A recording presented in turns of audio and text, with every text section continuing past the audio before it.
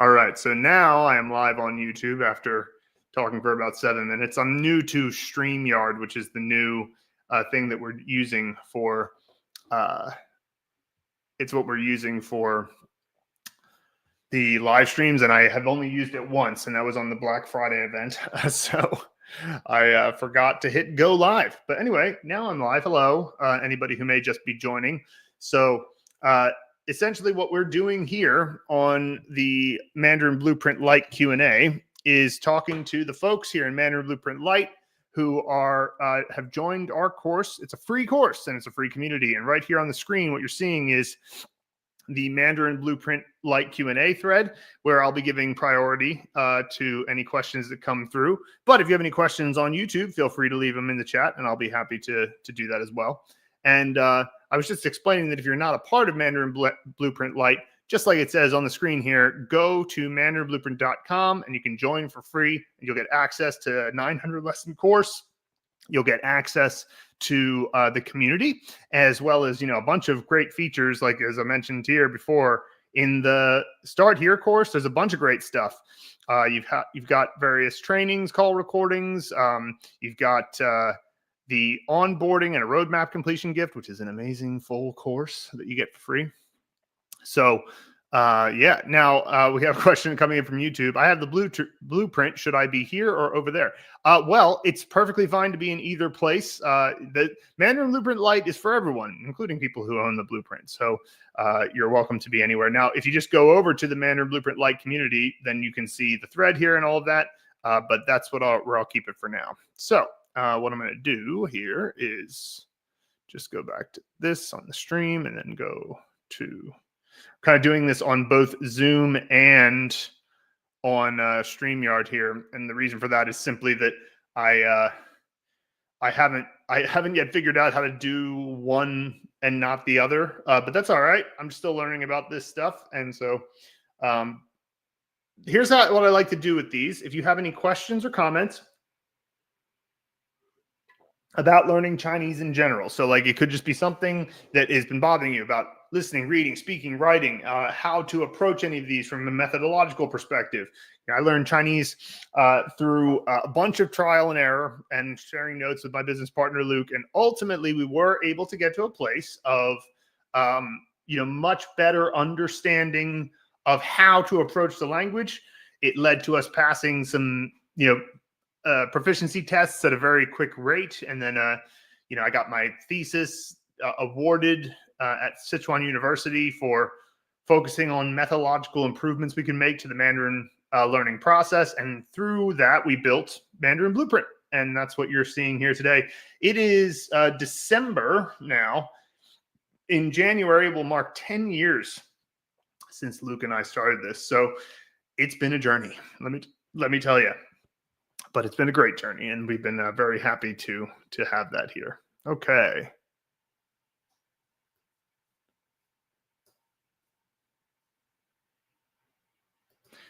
Okay, yeah, that's you can't break our terms of service. So sorry, Mustafa, you're going to have to go.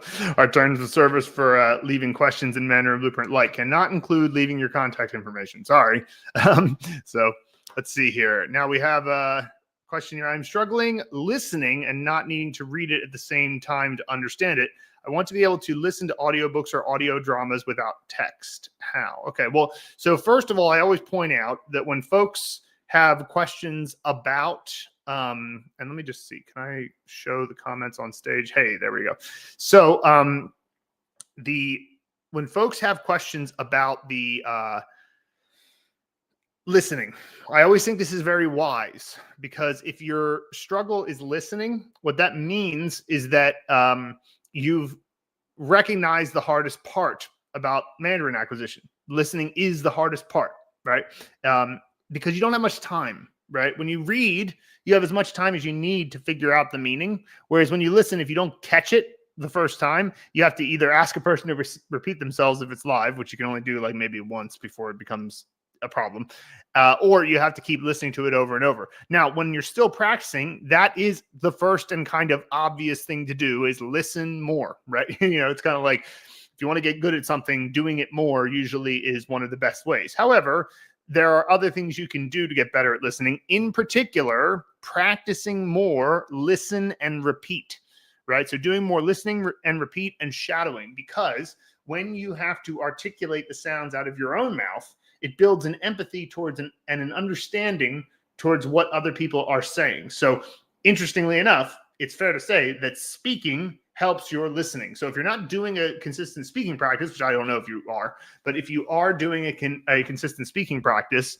then what you'll discover is that your listening naturally starts to improve because you build that empathy. So my best advice for getting better at listening is to listen as much as possible to things you've already understood, right? If you've understood something in the blueprint, keep listening to it over and over so that you start to get good at hearing it without the characters. You can also do passive listening to things you don't understand. It's not pointless, but it's less effective than listening to things that you could at least have a chance of understanding. And then to spend time doing listen and repeat and shadowing and maybe even retrieval practice. That's retrieval practice is mostly just helpful for speaking, but still, any speaking that you do builds that empathy. And so those are the things that I would recommend as techniques to try to get better at listening. Nice. And ni hao to, Claudaldo. Nice. I probably am saying that wrong, but anyway, nice to see you. All right. So let's check out something here. Got a few people on the stream here on Zoom. Slightly lower turnout this week, probably due to the holiday just happening. Everybody's still recovering. They're still got that tryptophan running through their system if they're American. Yeah, nice. So we have a Brazilian here. 我是巴西人 is what he said. 我是巴西人. So 巴西 is the word for Brazil. And what's interesting is that you'll notice that with Chinese words that are transliterations. So they're saying, okay, Brazil was already like a name, right? And so China was just coming up with a way to express that name in Chinese. You'll notice it's a sort of kind of set group of characters they tend to use for those. And so that's why it's worth learning some characters that may not have the highest level of kind of frequency in and of themselves, because they're often used in transliteration. All right. We have a 美国人 here as well, which is beautiful country. That's how you can literally translate America. Now, that's not how it, the origin of it, if I recall, it had to do with what they were calling the continents. And let me just see if I can remind myself of that. What was the actual...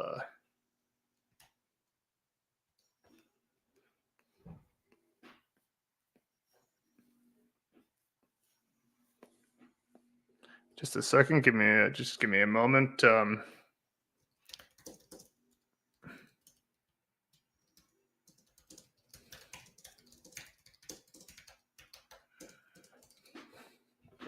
All right. So Shane asks, can you tell me about the $400 offer available until December 3rd?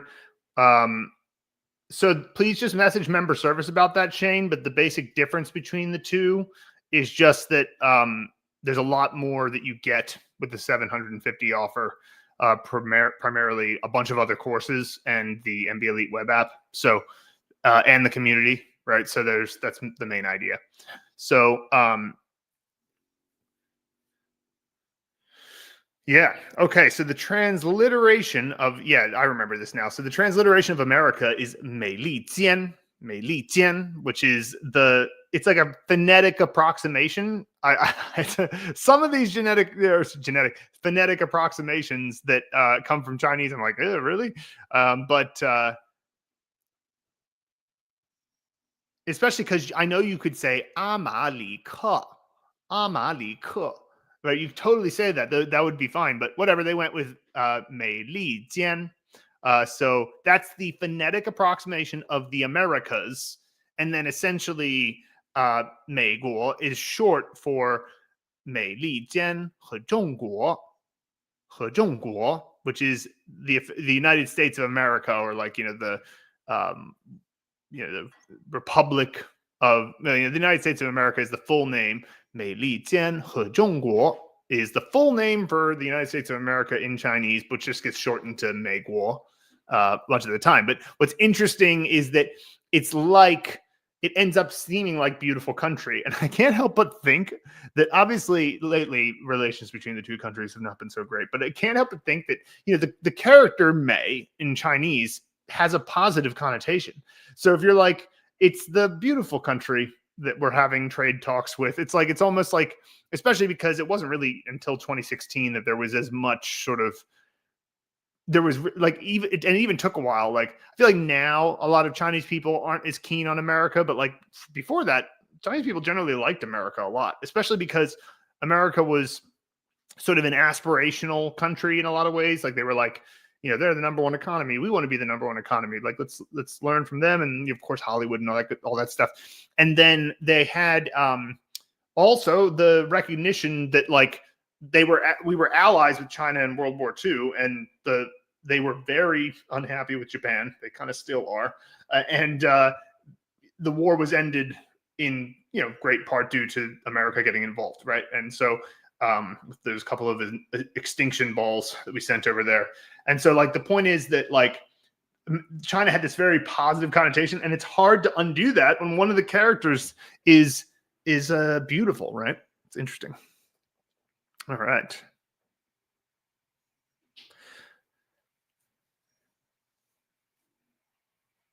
Yeah. So why does Chinese have tones? That's an interesting question. Why does it have tones?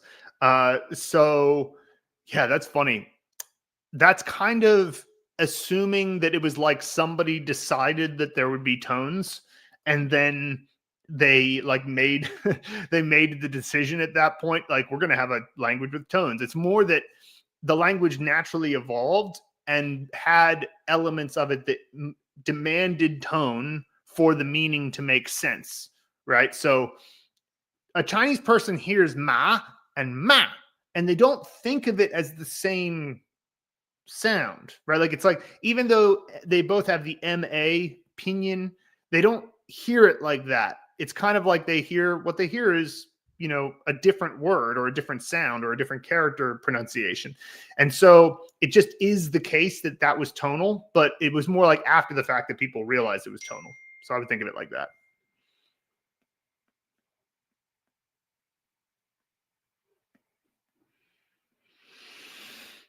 Okay, so then we have Wenyanwen. So there's the Wenyanwen is like more some of the ancient Chinese, some of that stuff. I did take a class on it in Sichuan University, and I had a couple of good teachers about that at the time. So like Deng Lao Shi, but more importantly, You Lao Shi, he really focused on what was the application to modern Chinese when he taught it. And so, it's the Wenyanwen is really the literary language, which has a lot of connection to the ancient Chinese language compared to just spoken Chinese. And so it's just often, a lot of the stuff that Confucius wrote is considered a part of it. A lot of the stuff that, Mengzi wrote is considered a part of it. Mencius is, I think, the way that they write that in English. And so the point is that like, there's often, it's sort of an approach to the language. It's more single character based, because the language got more and more complicated as time went on. So the more things there are, well, I should say, the things that there were to say in reality got more complicated. I mean, just think about how many more things we have in the world today compared to, even 200 years ago, much less 1,000 years ago, right? So, or 2,000 or 3,000 years ago. And so the number of things to say kept going up and up and up. And there's not that many syllables in Chinese and in the derivations of what is now Mandarin. And so you would end up with this difficult phenomenon where people would keep saying the same thing over and over. It's like there's so many shirt and shirt and shirt and all these different things. And so they realized, okay, we need to have a new word now that's like two sounds. And then that way we can distinguish between them. And then slowly over time, the two words kept becoming more two-character words and more two-character words to the point where now the majority of words are two characters. And so, that's it's kind of how it works now. And so like when it comes to learning the wen, you have to learn about what were the original meanings of much of the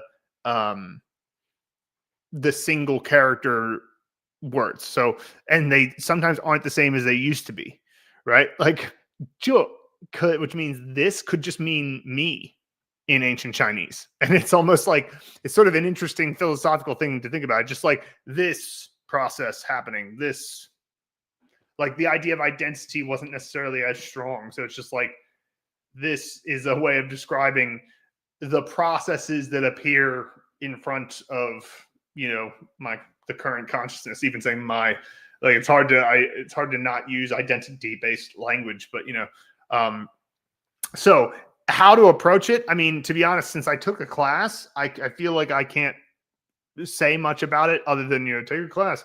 But I wouldn't take a class in ancient Chinese until you feel like you've got a pretty good sense of the opposite of wen, which is bai hua wen, which is modern vernacular, literally white speech, or like it's almost pejorative, like bai hua, like bai can often just mean like a lacking substance. It's when something is just when it comes to the colors, it's like it's white when it comes to paint anyway. When it comes to light, white has all the colors. But when it comes to paint, white has none of the colors. So it's like it's almost lacking substance to say bai hua wen, even though modern vernacular is obviously amazing too. But it's sort of like wen yan, meaning like culture and language. It's the beautiful ancient language, right?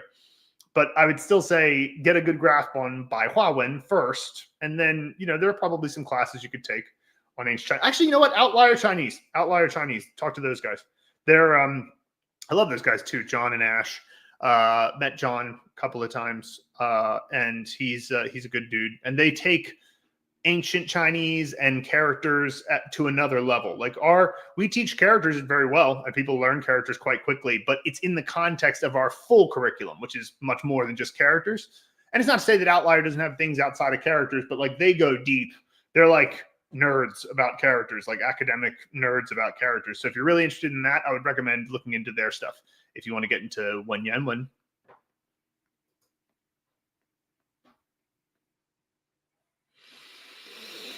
Q asks about, and hey, good to see you. Why did you move away from China? Well, it's a fairly simple reason. I was living in Chengdu, and one night outside of a comedy show, I met a lovely Serbian woman who would eventually become my wife. And because neither of us were Chinese, we decided, well, and it was like neither of us being Chinese meant that we knew we could never become citizens, right, of the country. And so that would be complicated. And then also we were there, we met like at just the end of the initial COVID lockdown in China. So, which was an interesting time because from like, that was around March of 2020. And so that was when China was just opening up and the rest of the world was closing down. The rest of the world was closed for a significant period. We all remember, and it was pretty rough. But China was internally open. It was just closed to like the borders were closed. And so China was, for most of 2020, like I actually missed most of the lockdown experience because I saw what was happening in January of 2020, went to Chiang Mai, Thailand for about 38 days. I remember it well because I was checking frequently to see when the imported cases outstripped the local cases, because I knew when that would happen. I just know how the Chinese government functions, that they would close the border at that point. And so when I saw that it was getting close to that, I got a ticket back into Chengdu. It was quite a process to get through the border at that point, although less than it was going to be later. And I was not far off. I got back on March 8th and they closed the borders on March 23rd. And so, but from March 23rd onward, it was basically normal life in China. Like it was kind of similar. Eventually they added in you have to scan your QR codes with your health code to get into places. And, it was very Orwellian and dystopian. Once the government takes that power, they'll never get. They turned it all off though after the pandemic was over. But that's one of those things that people say. Like they're like, once the government takes a certain power, they will never give it back. And you're like, I've seen so many examples of that happening. But anyway, whatever. So they had closed the external borders, but internally in China, everything was fine. So during 2020. My wife and I had met, of course, at the time we were just started to date and life was pretty normal. But then what happened is the rest of the world started to open up. And I think the Omicron variant was just emerging. And so that was highly contagious. And that being so contagious was such that they couldn't keep it out. Like no matter, even with the closed borders, there were still some people who would go in and they would or they would go out and they would come back in and have to do a 14-day quarantine. Like technically the borders weren't closed. They just had to do a really big quarantine. And because Omicron was so contagious, they just couldn't stop it. And so as a result of that, they basically kept trying to have the zero COVID policy in 2021 and 2022. They kept trying to have it, but it was causing disruption. So what I mean about that is that we once got locked down for 2 weeks in November 21 because one case emerged in the apartment complex across the street from us. It wasn't even in our apartment complex. And they put walls up around the 4 apartment complexes on the block. The internal part of the block was we could be inside, but everything was locked out outside. And to be fair, they did the people who ran our apartment building and the people within the quarantine zone were super helpful. And they were ferrying the delivery orders of groceries and stuff. And we even had a grocery store within our apartment complex that didn't close. And they just kept moving things in and out. And they were very all hands on deck to help with it. But it was still we locked down because of one case of this very non-lethal variant of the virus. This is getting crazy, guys. And and we couldn't leave and visit our families without having to go through a huge quarantine time, which was very costly towards our wages if we did that. Well, not as much mine, but my wife's. And so it was just we wanted to leave. And so at the end of the day, it just came down to, we knew we weren't going to be able to be citizens. COVID was getting crazy. It was just very frustrating because the rest of the world was open and China was you were at risk of getting locked down at any moment. It could just happen suddenly. And so we decided we would leave. And so I left in July of 22. Unfortunately, I haven't been back since. I would love to, but it's just kind of amongst the many things that we have to do. So many things, but yeah. So that's why. Clodaldo says, I'm a musician and I'm very interested in Chinese and the implications of a tonal language in music learning. Yeah, no, it's interesting. Certainly the songs are tricky because, of course, you have to, with songs, you have to change the tone. You have to, right? Because you can't sing a song without changing the tones, and because the priority has to be the musical notes. So using songs to learn Chinese is a little bit tricky. You can. I've definitely learned some words from Chinese songs, but there's 2 issues. One is that the tones are often wrong because they're sung, and so you would have to have so much context about what the singer is singing about. So you have to be pretty good at Chinese to understand it without the tone being correct. And then the other thing is that Chinese has only so many words that can rhyme. It's oh, this one we're going to do a bunch of bai words. It's going to be the I sound that rhymes. And so, or maybe it's the mei, bei, wei, that type of thing. And so the musicians will find obscure words that happen to have that pronunciation so that they can make a rhyme. And that means that a lot of the words they'll use aren't necessarily worth learning because they're just super obscure, and it's just they wanted to make a rhyme work, if that makes sense. This is from the Mandarin Blueprint Lite. Let's see here. Where can I get American movies with Chinese audio dubbing? I have no trouble getting subtitled movies. I want to see the great American movies with Chinese audio dubbing like they do in China. I've asked many people in Google with no success. Any suggestions? That's interesting. I've definitely I've done this a bunch, but I'm trying to think if I've done it since I left China. Let's see here.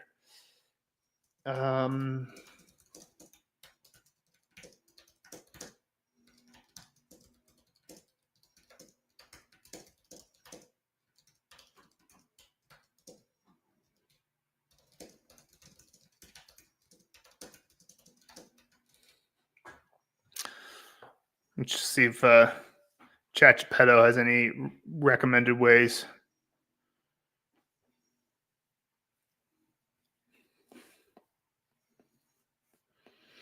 I mean, one thing to point out is that Netflix has a lot of them. That is true. So you want to look for, you can search for 音频普通话. So I'm going to drop this in there. If you look up 音频普通话, that can often be the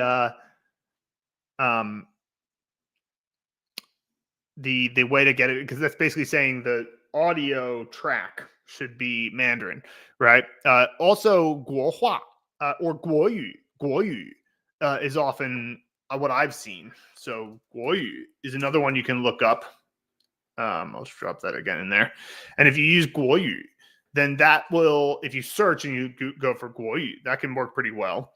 And let's see here. Of course, you can always... there's also the legal Chinese streaming platforms that you can use with a VPN. So like you can use iQIYI, Tengxun, Tencent, and Youku, and you can do them by getting a VPN that makes you appear like you're in China. And then you can just go onto those platforms and watch them directly. That's probably the easiest thing. I mean, you can get a pretty... there's certain VPNs that may not work as well for that, but another one is to search for phrases like this. So like, you know, some other examples here, Dr. Paco. So like 国语配音, like accompanying sound, right?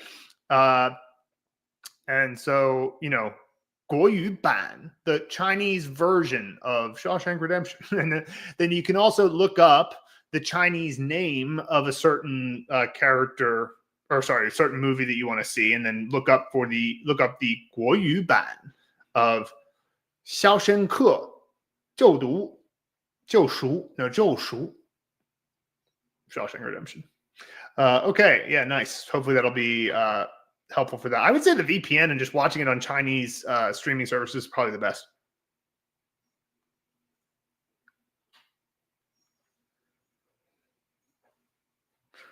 Okay, question here from Dart Central.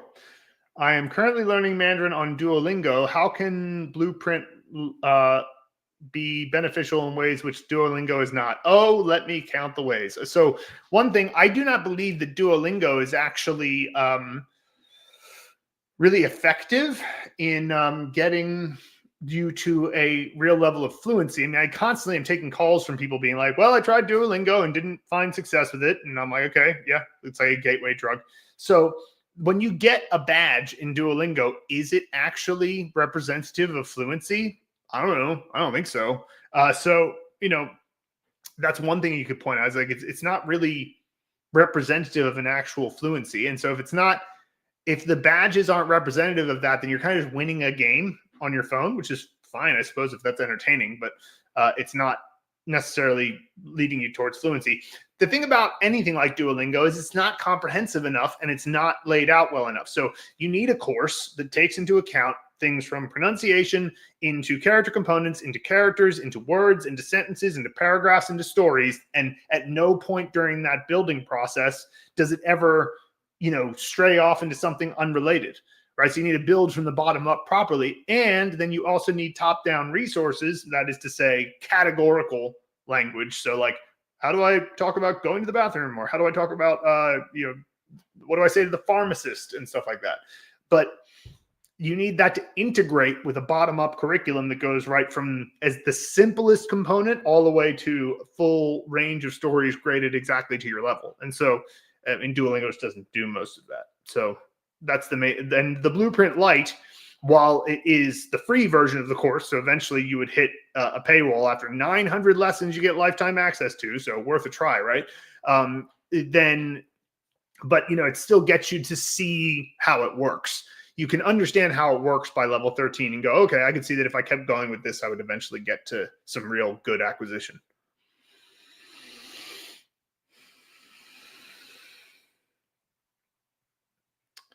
I'm afraid I don't know anything about the ALG method.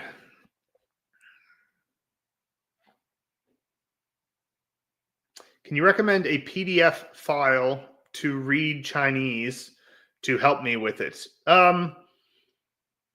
No, not particularly. I mean, you can just sign up for the Blueprint Lite. Free. It's free. And you can just use that.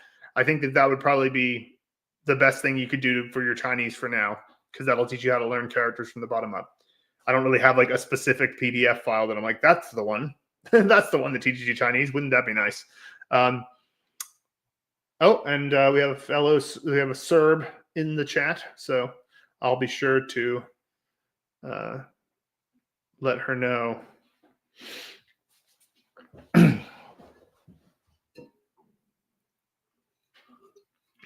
I'll tell her you say Dobar Dan.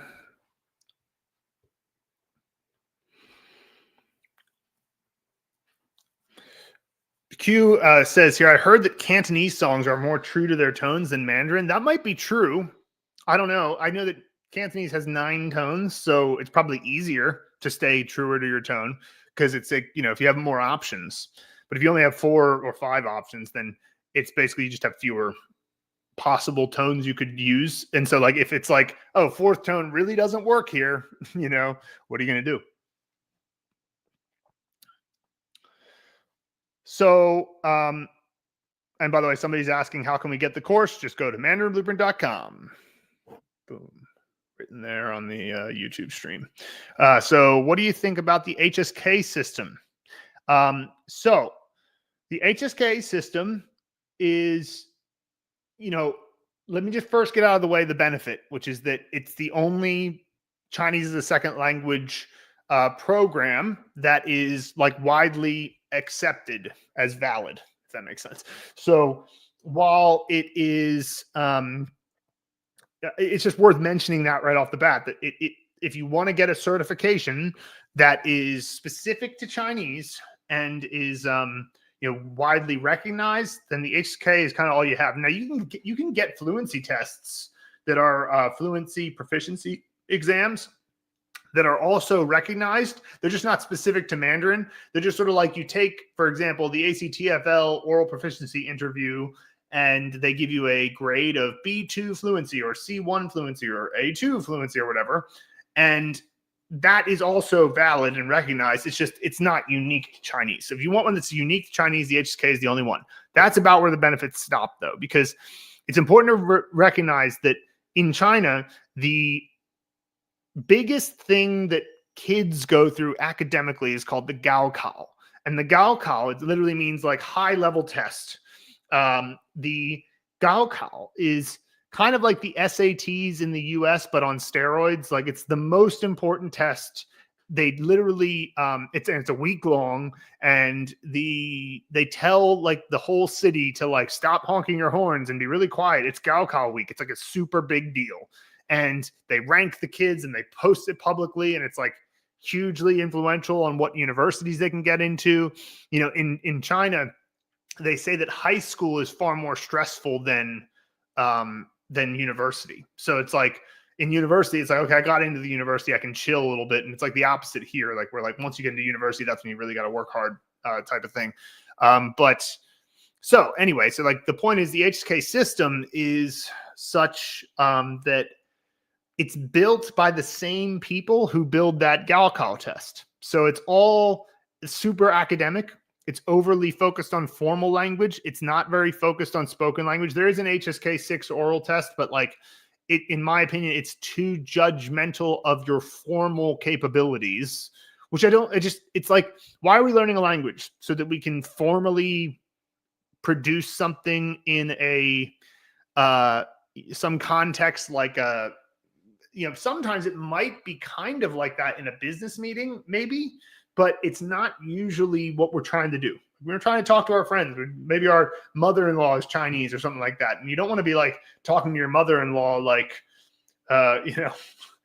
honored guests, I welcome you to this splendid event of, just sort of like overly formal. You want to just chat. And the HSK doesn't do a good job of making that distinction. It's very test-based. It's made by the same people who make the Gaokao. So it's like, it's just what they know how to do. It's like, this is what they're good at. And so they optimize for what they're good at. But in my opinion, it's not really the best way.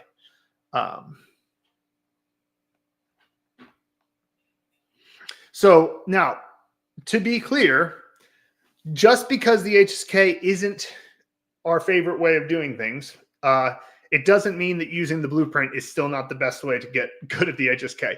So, because one of the things that indicated to Luke and I that we should build Mandarin Blueprint was that we both passed the HSK 6 using the same techniques we teach in the blueprint, but without it all laid out for us. We had to make it and do it along the way. And we passed it with about half the time it should take.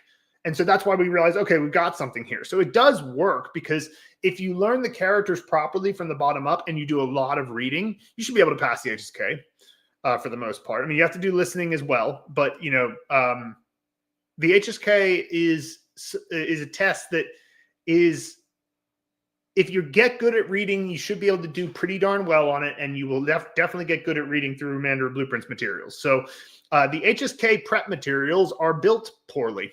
Because they basically are just like, here's a bunch of information. Remember it. How? It's not structured in a way that connects back to what you previously knew. So it's like just random stuff that they throw at you, and they're like, well, this is in the HSK too, so check this out now. And it's like, why? What connection does it have to what I had previously learned? Well, not really much. If it happens to have some overlap, cool, but like it's coincidental if that's what happens. Whereas everything at Mandarin Blueprint is built on what you already knew. Every single thing that we can make in the blueprint is built on what you already knew. And if we isn't, we'll tell you that this is a top-down word, right? So,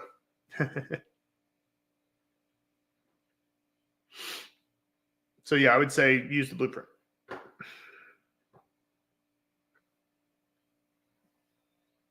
Sarah asks, how did you come up with the value of the curriculum? I mean, we think about, I think what you're referring to is, how do we say, like, so what is fluency worth? That's a good way to start this off with, like, how much value is it to become fluent in a language and to understand a language like Chinese, and so universities certainly have an opinion about it, and they charge like way more than we do. Now, even in our program that's like high touch, white glove service called Mandarin Blueprint Elite, it's still way less than a university curriculum. So it's like, the value we're figuring out is basically based on what could you end up paying if you did it kind of like what Luke and I did. So I certainly spent, I don't know, $20,000 to $30,000 easily on my Chinese study over the years, because, spread out over a long time, but it was because I was trying, like, I was super serious and I was trying to get fluent, and I like spent all that. And what's so disheartening about it is that it often ends up being like, it doesn't even work that well, the university system and all of that. So it's like, I ended up having to kind of figure out a lot of it on my own. And so, it's based on things like that, thinking about what is the cost that people will normally incur. And then also just thinking about it from a future earning potential perspective. Like, if you can speak Chinese, like, take your resume now and then add on to it, B2 or C1 fluent speaker in Mandarin. How much more value does that give you on the market? That's also important to consider. So, and of course, and then there's the more abstract stuff. Like, what is the value of being able to connect with your in-laws? Well, that's not really you can't put a number value on that, but it's something, right?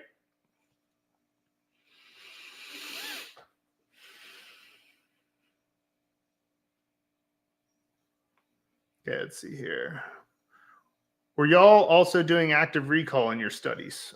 I mean, certainly in various ways, not as structured as we have you guys doing it. I wish that I had done it in a more structured way.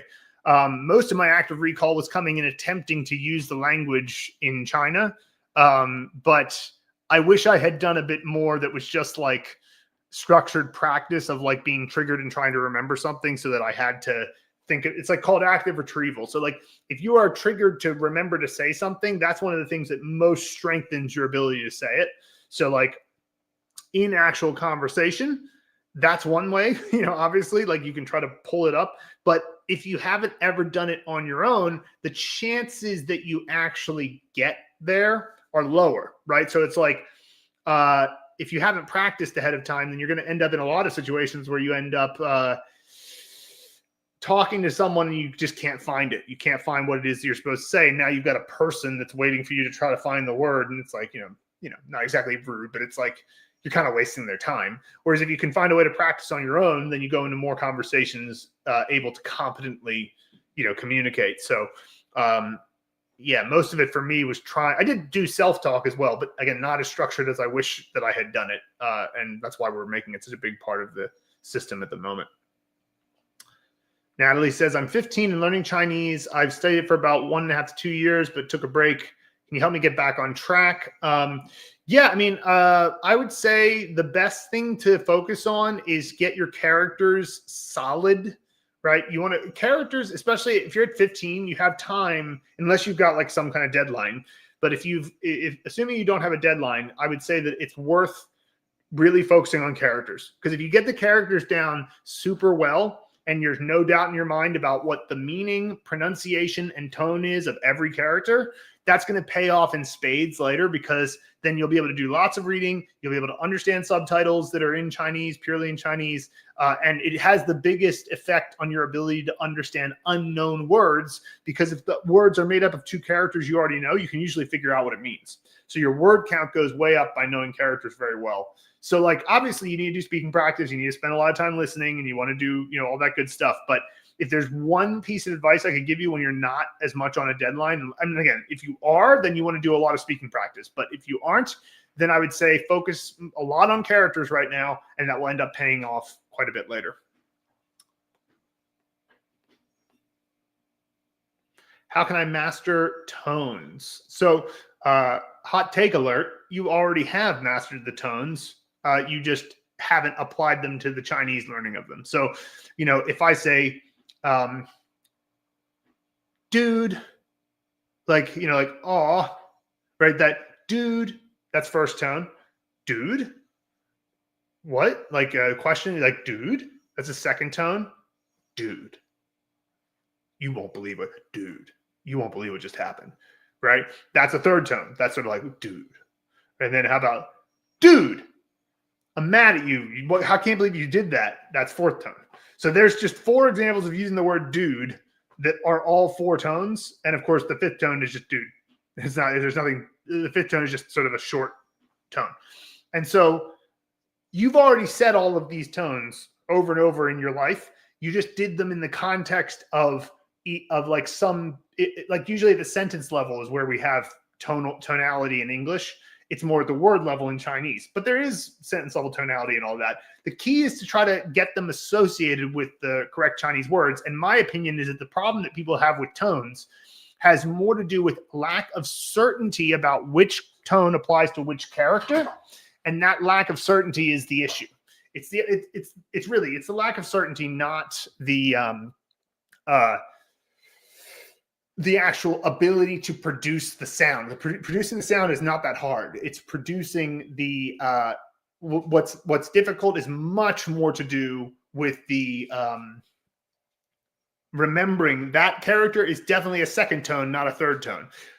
我住在德克萨斯州的奥斯汀, right? So 德克萨斯州, 德克萨斯州, that's Texas. Right. And so that word Texas is 5 syllables, 5 characters. And if you are not sure about 2 or 3 of them, you'll probably go, like Like you'll kind of flub it, right? Because you don't want to say it wrong. So you just kind of guess. And then you're like, oh, these tones are a problem. No, the problem was that you didn't know for sure that du was second tone, ku was fourth tone, sa was fourth tone, si first tone, zhou first tone, du ku sa si zhou, right? Like usually if you have all of them very clear, then there's not really an issue because again, you can say all the tones already. It's just a matter of being certain that that tone is exactly what it is.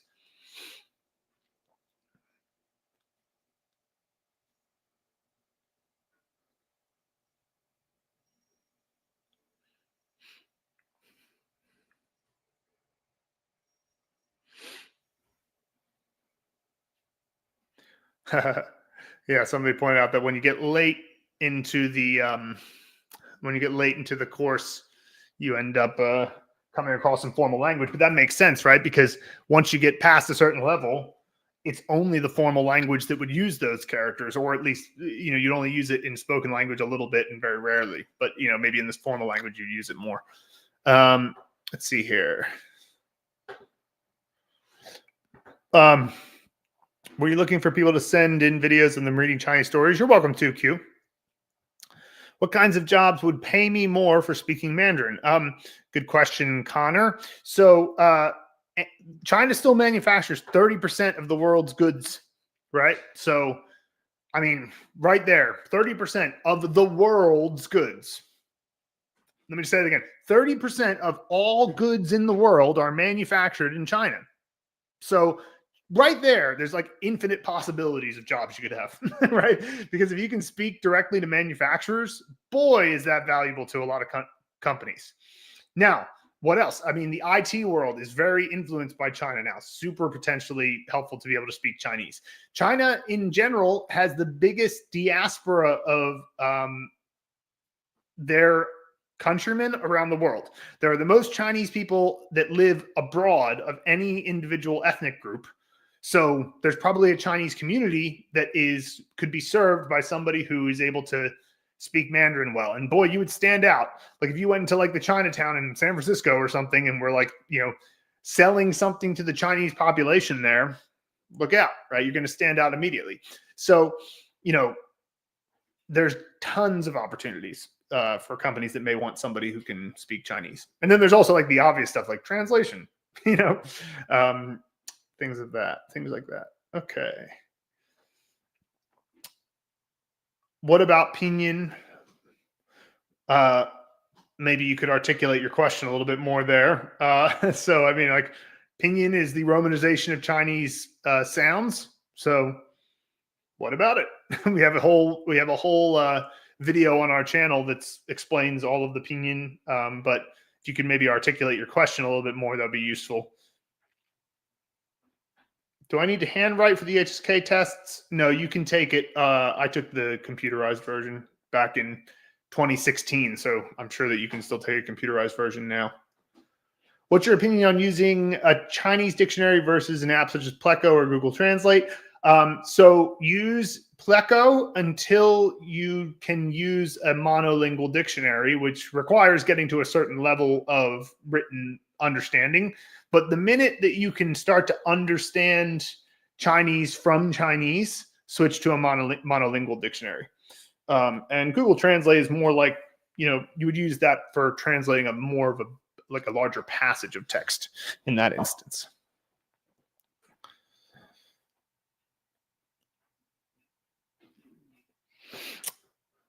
Connor's asking about levels of fluency. With B1, you might struggle. B2, though, you're definitely able to get jobs with that. Because remember that just being somebody who is not Chinese, able to speak Chinese, has a huge advantage, especially from a marketing perspective.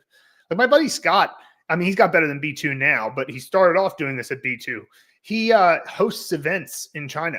And he's got some charisma, but it's mostly just that he's a white guy that speaks Chinese.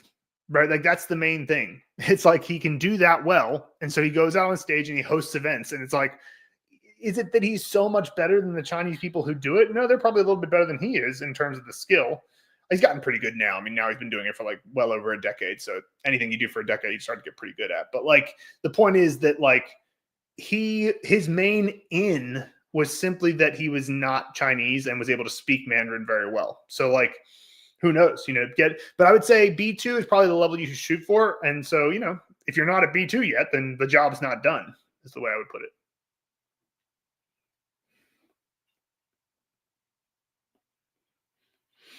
So I'm running out of time here because I have another group call with the Mandarin Blueprint Elite folks. So I'm going to speed run these last few questions. Any advice on how to learn business Chinese? Get a really solid foundation first, and then anything that's domain specific in Chinese becomes easy, because if you have a really strong foundation of characters, then your character learning has helped you learn a ton of new words because they make perfect sense. They're just a few extra characters involved. Let's see here. I have time constraints due to university. I want to start learning Mandarin. Where should I start, and how should my plan look like? Go to mandarinblueprint.com and start with Mandarin Blueprint Lite, and you'll get a clear understanding of what you can do. It's free. And you can take it at whatever pace works for you. You can spend 10 minutes a day on it and make some progress every day. Are there a lot of opportunities for people who can't travel to other countries?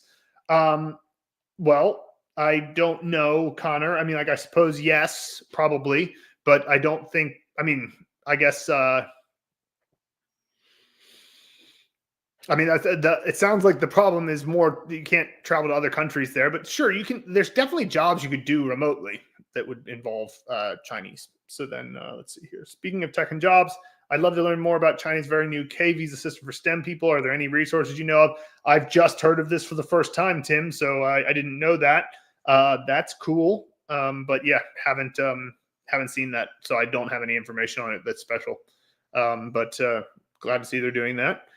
Taking advantage of my country being like, oh, you're from another country, don't come, and just idiotic.